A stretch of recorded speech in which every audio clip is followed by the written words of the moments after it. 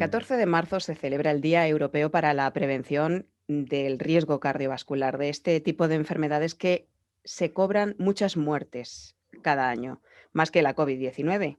De hecho, es la primera causa de muerte en el mundo. Tenemos que concienciarnos de que, en parte, nuestro estilo de vida provoca enfermedades o causa enfermedades y el riesgo cardiovascular es una de ellas. Por ejemplo, la alimentación es clave para prevenirlo, pero también el estrés. Y fíjense ustedes, o fíjate tú que nos estás escuchando, em, que estrés tenemos muchísimo en esta sociedad que vivimos y ya no hablamos de la mala alimentación. Así que, bueno, para hablar de todo esto y para hablar de las enfermedades cardiovasculares, pero también de la cardiología desde un punto de vista más global, integrativo, tenemos con nosotros hoy, me hace mucha ilusión, al doctor Sergio Mejía Viana. Es médico especialista en cardiología, tiene más de 30 años de experiencia clínica, pero como decimos, él tiene una visión más global, más amplia, incluso con, podemos decir, técnicas o terapias complementarias y holísticas que incorpora también en su el tratamiento a los pacientes. Vicepresidente, ex vicepresidente de la Sociedad Española de Salud y Medicina Integrativa, de la SESMI, y también miembro de la Junta Directiva de la Federación Española de Medicina Integrativa. Doctor, bienvenido a Vida Armónica, un placer. Muchísimas gracias, Mónica. Para mí es un placer siempre que me deis esta oportunidad de poder hablar y compartir este conocimiento que a mí, como dicen por ahí, de lo que hay en el corazón habla la boca. Y se me ha llenado la boca en los últimos años de este tipo de medicina integrativa de la que hay mucho que aprender. Claro, ¿cómo entraste en contacto con la medicina integrativa? Porque con la medicina convencional hay una serie de protocolos, una visión un poco más limitada, podríamos decir, ¿no? Cuando miramos el conjunto en general, que nos enseñan, por ejemplo, la medicina tradicional china, que tiene más de 6.000 años, pues vemos que todo influye en todo. Y el corazón, podríamos decir, hablamos del cerebro, pero el corazón es muy, muy importante, sobre todo en el momento en el que nos encontramos ahora, ¿no? Sí, digamos que es una entrada multifactorial, o sea, se empezaron a abrir varias puertas.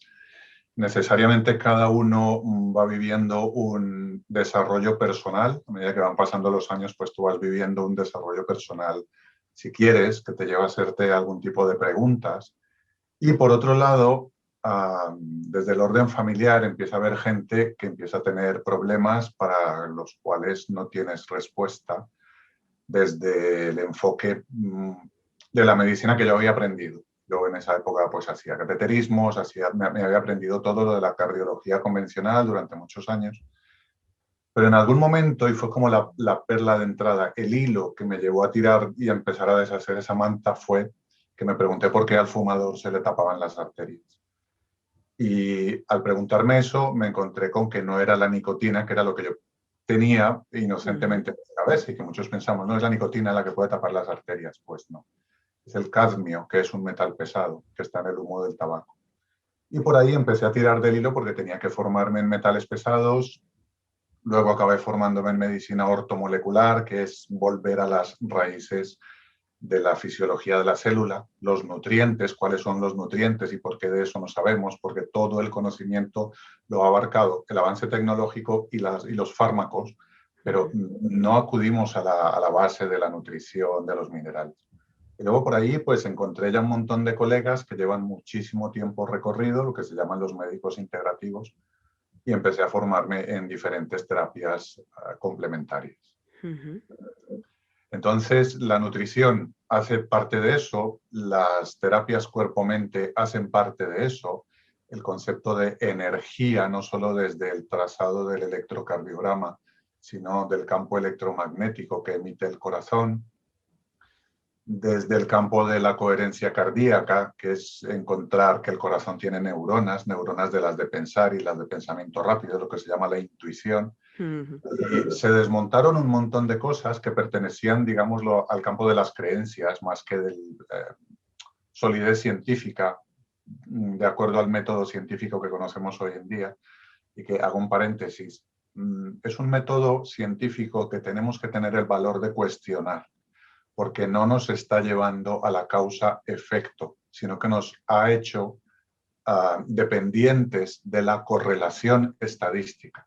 Y aquí hay que, para los colegas que nos escuchan, aprender a definir que la correlación estadística no es igual a causa-efecto, pero nos movemos en el mundo de la correlación estadística como causa-efecto.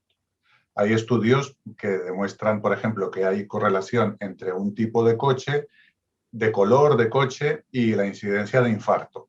Pero entonces eso quiere decir que si yo tengo ese color de coche voy a tener más infarto. No, es simplemente una correlación estadística que se da en una muestra seleccionada de sujetos. Eso que está viciado en el fondo es lo que erróneamente estamos entendiendo como ciencia y lo hemos transmitido así a la sociedad. Entonces es importante que aprendamos a buscar herramientas que nos permitan encontrar la causa del efecto, no solo la correlación. Es interesante. Hablamos de la primera causa de muerte en el mundo. Ahora estamos en medio de una pandemia con el foco muy puesto. Ya, donde llevamos la atención, llevamos la energía y tenemos el foco muy puesto en la COVID-19. Pero durante esta pandemia se han dejado de atender muchas otras enfermedades. Entre otras, mucha gente no ha acudido al médico, a lo mejor con problemas cardiovasculares, porque no solo hablamos del corazón, sino de todo el recorrido de la sangre, de las arterias, que al final es algo que nos lleva, ¿no? Que compone desde un dolor de rodilla o de pie hasta un dolor de cabeza, ¿no? Si no hay una buena circulación de la sangre. Cada año mueren en el mundo 17,5 millones, según los últimos datos, eh, como consecuencia de estas enfermedades cardiovasculares. Llevamos un año de pandemia y hablamos de más de 2 millones de muertos por COVID. Es decir, superan las enfermedades cardiovasculares en 15 millones más de personas que mueren al año. Y esto es una barbaridad. Para que nos hagamos una idea, los factores de riesgo de los que se hablan, doctor, ha hablado del tabaquismo, de la mala alimentación, está el colesterol de por medio también, que ahora, bueno, pues desde hace unos años el colesterol tendemos a demonizarlo, ¿no? Nos quitaron los huevos, luego nos pusieron los huevos otra vez, nos dijeron que no influía tanto en el colesterol, que el colesterol en parte se forma por la alimentación, pero hay una parte muy importante que la forma nuestro hígado. En fin, hay em, variables de riesgo, pero hay otras que no se están teniendo en cuenta que usted lleva, o tú llevas un tiempo ya estudiando, ¿no? Sí, en el estudio Framingham, que se hizo por allá por los años 50 del siglo pasado, se definieron los factores de riesgo de enfermedad cardiovascular, un poco de la línea de lo que estaba comentando antes. Las correlaciones entre qué cosas llevan a que las arterias se tapen, sea en el cerebro, sea en el corazón, sea en las piernas. Al final la arteriosclerosis es una enfermedad de todo el cuerpo. Eso es. Entonces se definieron unos y en esos empezaron a trabajar. Pues el tabaco, la diabetes, la hipertensión, el colesterol alto, la obesidad, la entonces llamada personalidad tipo A, hoy lo llamamos más el estrés, y la historia familiar.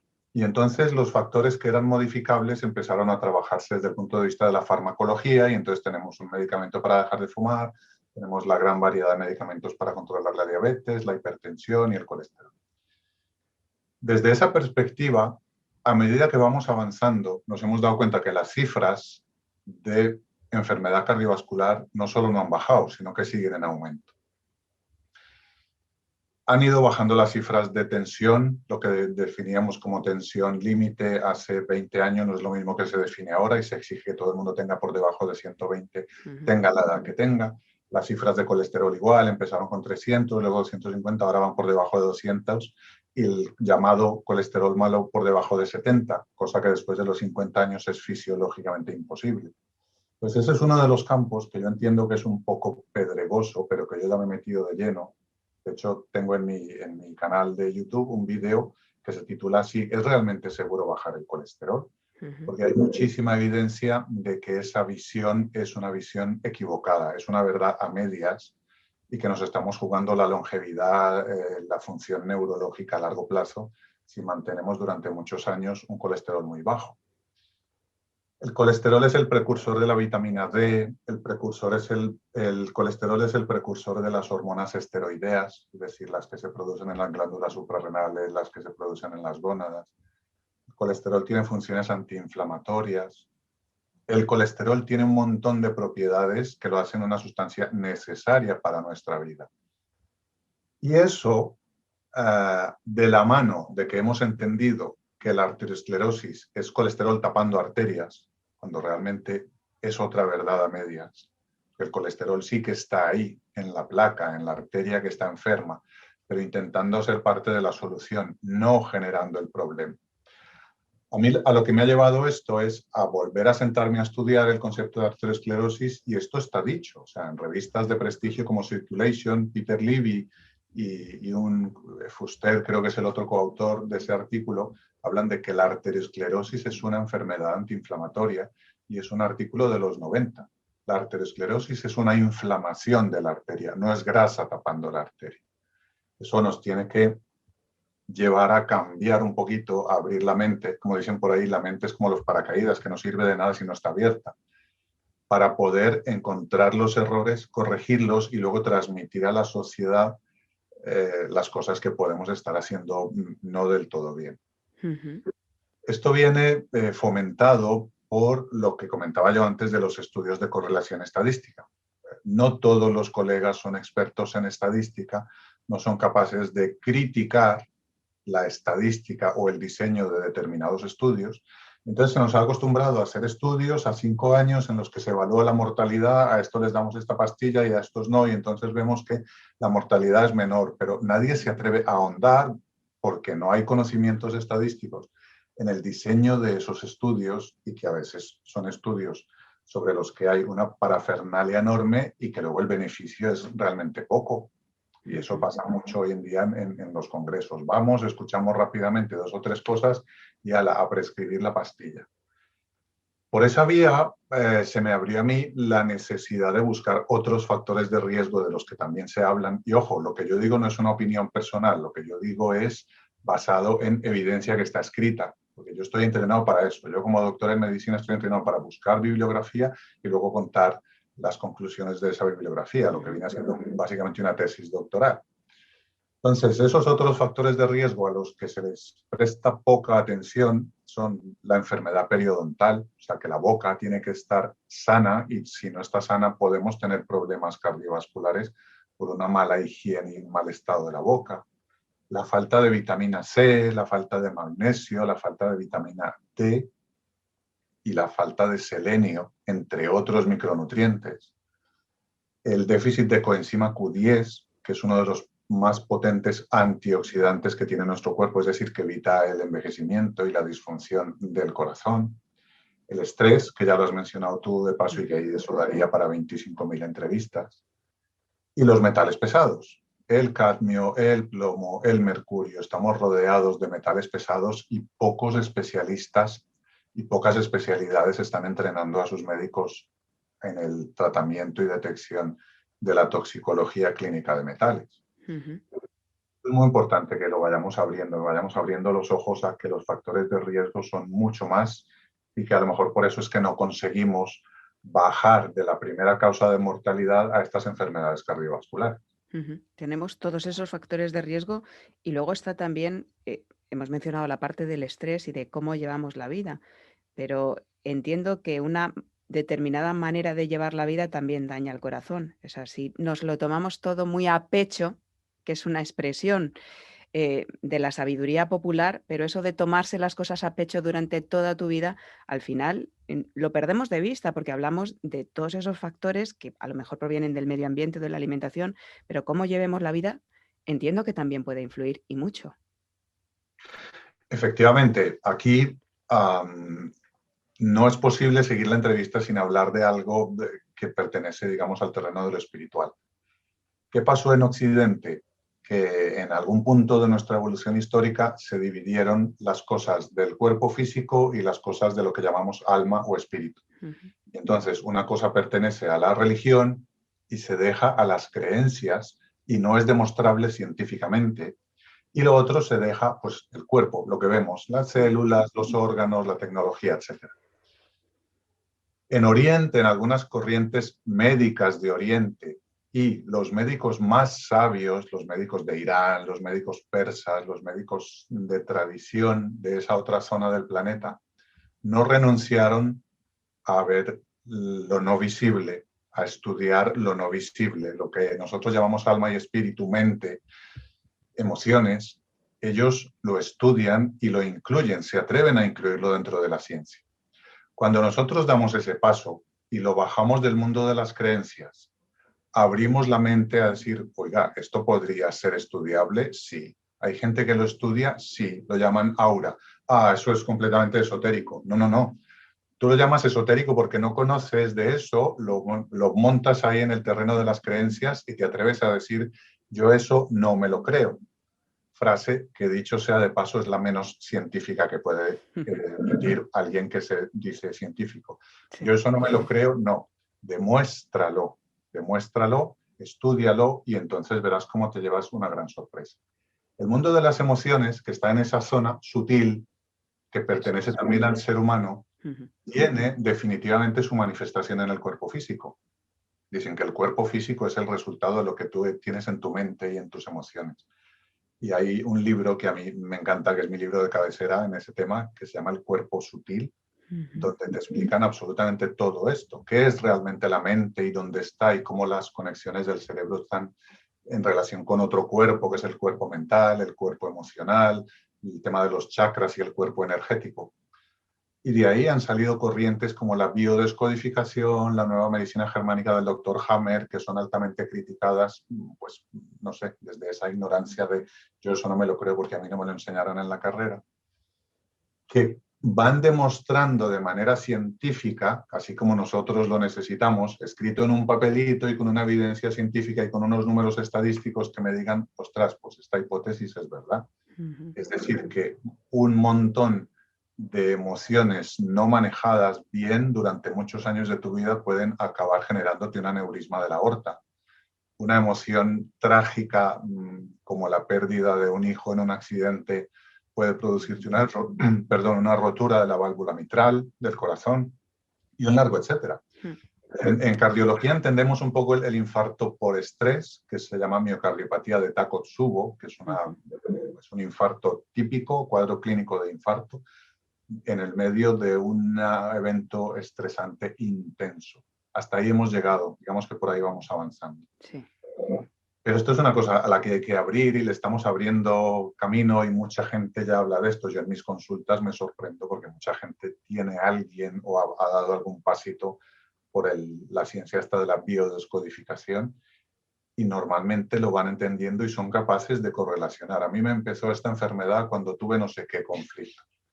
Y por ahí hay que ahondar mucho porque seremos capaces de controlar muchas enfermedades y de prevenirlas si somos capaces de entender esa relación. Da para tanto este tema, vamos, está la carrera, todos los años de experiencia clínica, de experiencia médica y en una entrevista de poco más de 20 minutos no podemos hablar de todo. Hemos hablado, o has mencionado la técnica de la coherencia cardíaca, que es una técnica de la que hemos hablado en este programa y que tiene efectos, evidentemente, tiene efectos muy palpables y visibles sobre el estrés y sobre incluso para mejorar la diabetes. Es una técnica que yo sé que conoces de cerca y que aplicas y que recomiendas. Sí, efectivamente, la coherencia cardíaca viene de un grupo de trabajo americano que se llama el Instituto de las Matemáticas Cardíacas, de HeartMath Institute. Se basa en la demostración de neuronas en el corazón y de una conexión que va del corazón al cerebro.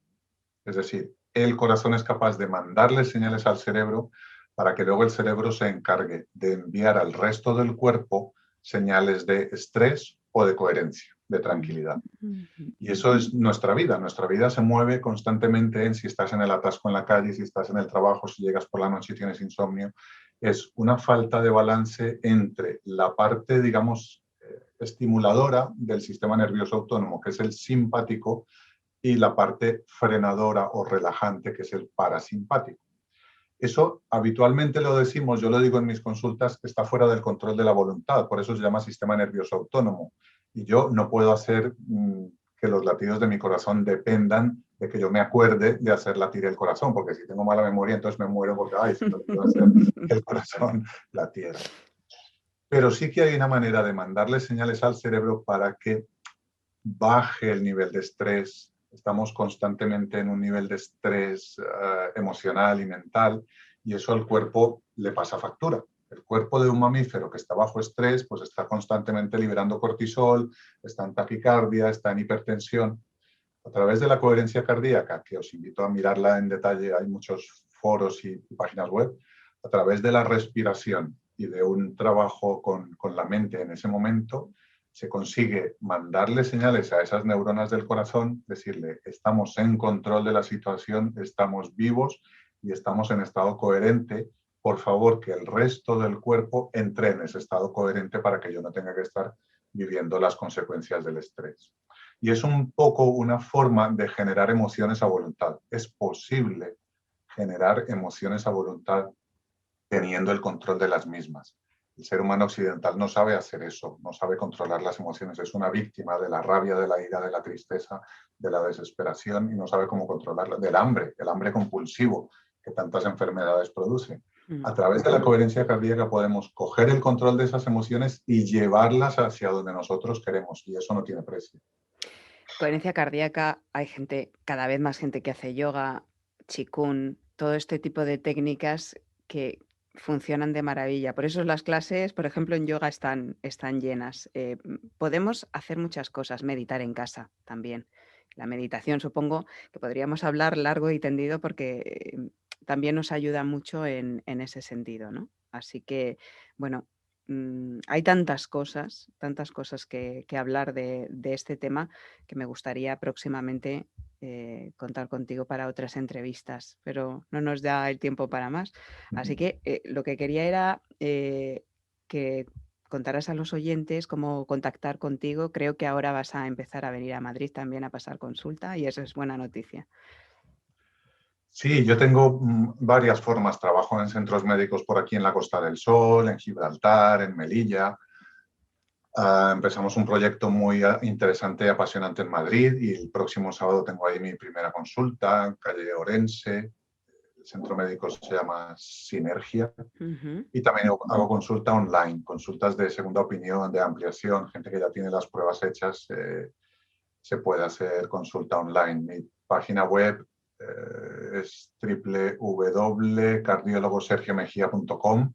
Esa está en construcción. Tengo otra que está más viejita que es www.dr, de doctorsergiomejiaviana.com. Y poniendo en Google Sergio Mejía Viana, pues por ahí llegan los datos de contacto, el canal de YouTube donde hablo de todas estas cositas un poco más en detalle. Y quiero agradecerte, Mónica, la invitación. Estas entrevistas siempre son agradables, poder compartir este conocimiento y que más gente se vaya animando a dar ese paso. Como digo, a veces salir del armario para no estar enfrascados en un tipo de medicina que se llama medicina alopática o medicina alternativa o medicina no sé qué o medicinas tradicionales y eso no hay ciencia que lo demuestre. Esos son mitos y detrás tenemos que entender que hay una competencia que no es de orden ético, es de orden económico. Y si abres la mente de forma que puedas integrar conocimientos y vas buscando la fuente de ese conocimiento, te llevas una gran sorpresa y es un camino que no tiene retorno. Pues las gracias te las tenemos que dar a ti por esa labor, por toda esa investigación y por toda esa aportación de cuestionar lo que no funciona, por qué las enfermedades cardiovasculares siguen aumentando a pesar de que hemos puesto, o parece ser que hemos puesto soluciones y esas soluciones no funcionan. Habrá que entender y entendernos mejor también para buscar esas soluciones.